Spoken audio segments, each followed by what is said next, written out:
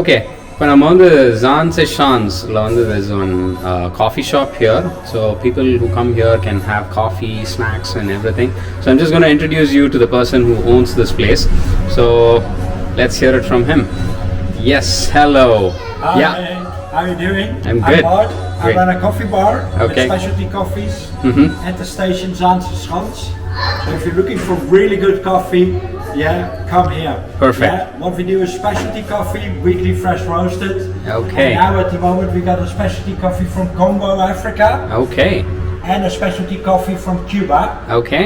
And that's what we do. Like every 2 months, we change specialty coffees from another country. So how many varieties do you normally do? Sorry. How many varieties you normally do? Now we got 3 varieties. Okay. And like every 2 months we change. Okay. That's amazing. Hey. And with this one special, Uh-huh. we do a specialty coffee from Congo. Yeah. And we also serve with the specialty coffee from Congo a chocolate from the same region. Oh, So enjoy that's your chocolate. great. Thank you so much.